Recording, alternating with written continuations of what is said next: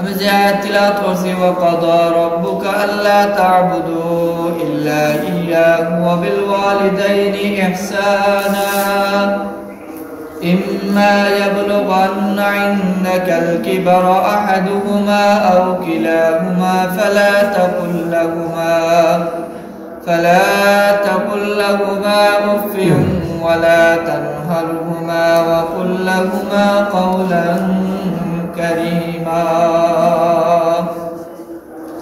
আমার আল্লাহ তাআলা কুরআন শরীফের মাঝে যে কিতাবের মাঝে কোনো সন্দেহ নাই, যালিকাল কিতাবু লা রাইবা ফীহ, যে কিতাবের মাঝে কোনো সন্দেহ নাই, ও কিতাবের মাঝে সূরাত বনী ইসরাঈলের মাঝে আল্লাহ তাআলা একটা আয়াত বর্ণিত করছেন।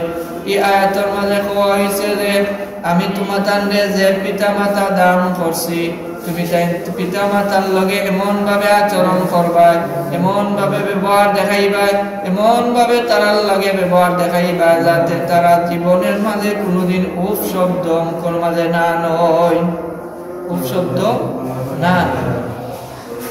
এখানে সাহাবাগণ রাসূল পাক সাল্লাল্লাহু আলাইহি ওয়াসাল্লাম রে সাহাবীগণে প্রশ্ন করলা যে আমরার উপরে আমরার মা বাবার কোনো হক আছে নি?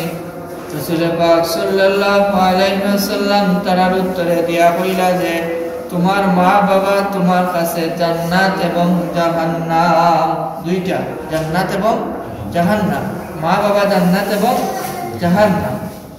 সাহাবাগণ কিভাবে মা বাবা জান্নাত এবং জাহান্নাম হইতে পারে? আল্লাহ তাআলা কোরআন শরীফের মাঝে কইয়া দিলাইছেন ইহসান করতে, মা বাবার লগে ভালো ব্যবহার করতে, সুন্দর ব্যবহার করতে, তার লগে কোনো আঘাত দিয়া কথা কইতে না, জোরে সোরে কথা কইতে না, উফ শব্দ যে কারণে কইলিতে পারেন এলাকান কোনো ব্যবহার করতে নাই। এর কারণে যদি যে ব্যক্তি মা বাবার লগে সুন্দর আচরণ করে দিব, মা বাবা তার উপরে সন্তুষ্ট থাকে দিবা, মা বাবা তার উপরে সন্তুষ্ট থাকে দিবা, এই আচরণের কারণে, এই সন্তুষ্টি থাকার কারণে আল্লাহ তাআলা তারে জান্নাত দান করবা। সুবহানাল্লাহ। এখন চাইলে মা বাবার ব্যবহার করিয়া মা বাবার লগে আচার আচরণ দেখাইয়া আপনি জান্নাতও নিতে পারবা, জাহান্নাম নিতে পারবা। সেম যেমনি আপনি জান্নাত পাইবা ভালো ব্যবহার দেখাইলে, এর বিপরীতে আপনি জাহান্নাম পাইবা খারাপ আচরণ করলে। মা বাবা এমন একটা স্থান সন্তানের কাছে, মা বাবার এমন একটা মর্যাদা আল্লাহ তাআলা দিয়া দিছেন। মা বাবা যখন মা যখন আপনারে আমারে গর্ভধারণ করছেন, দিন গেছে রাত গেছে, দিন গেছে রাত গেছে, কত কষ্ট তাই সহ্য করছেন, কিন্তু তাই কইছেন না একদিনের লাগে যে আমি সন্তান চাই না। কষ্টগুলা সহ্য করতে তাই পারছেন, কারণ তাই এই সন্তানের প্রতি তার মায়া আছিল, ভালোবাসা আছিল, যার কারণে আমরা দুনিয়ায় পুষ্ট হয়েছি।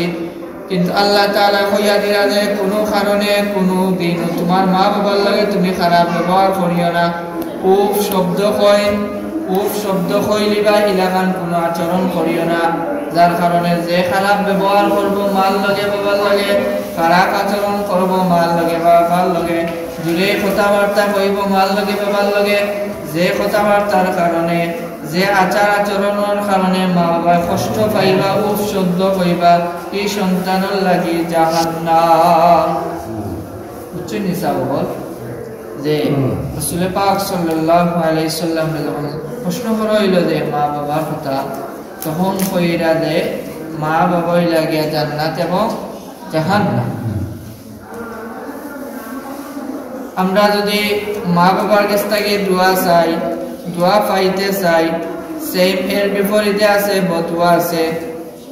মা বাবা যেমন দোয়া করলে অতি সহজে অতি অল্প সময়ে আল্লাহ তাআলা এই দোয়াগুলারে কবুল করে, সেম এর বিপরীতে যদি মা বাবা কষ্ট পায়, মা বাবা কষ্ট পাইয়া আল্লাহ তাআলার দরবারে হাত তুলিয়া আপনার লাগি খারাপ কোনো দোয়া করেন, সাথে সাথে হাও দোয়া আল্লাহ তাআলার কাছে পৌঁছে যায়। এর কারণে আমরা কিতাব মা বাবার লগে